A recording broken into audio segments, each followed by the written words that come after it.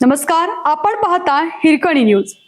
Hirkani news प्रत्येक क्षण ताज्या घडामोडी आणि महत्त्वाच्या प्रत्येक बातमीसाठी नेहमी तत्पर. सांगलीत हृदयद्रावक घटना, तलावात बुडून 2 शाळकरी मुलांचा मृत्यू. काय घडलं नेमकं? सांगली येथून एक धक्कादायक घटना समोर आली आहे.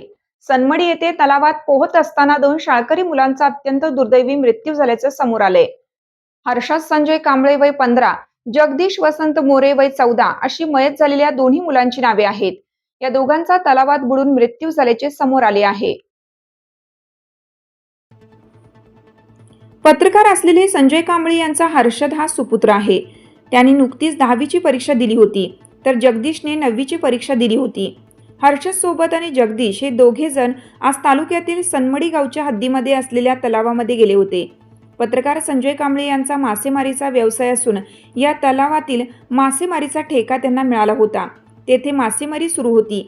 संजय कांबळे आज मुलीच्या CET परीक्षेसाठी तिला घेऊन गेले होते, म्हणून मासेमारीचं काम पाहण्यासाठी हर्षद आणि जगदीश तलावाकडे गेले होते. त्यासाठी ते पाण्यात उतरले होते. त्यांना पोहायला येत नव्हतं.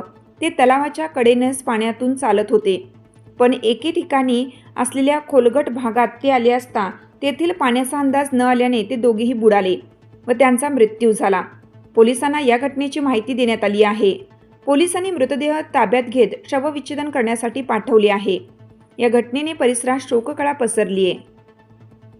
आपल्या हिरकणी न्यूज चॅनलला लाईक करा, शेअर करा आणि सबस्क्राईब करायला विसरू नका आणि रहा अपडेट.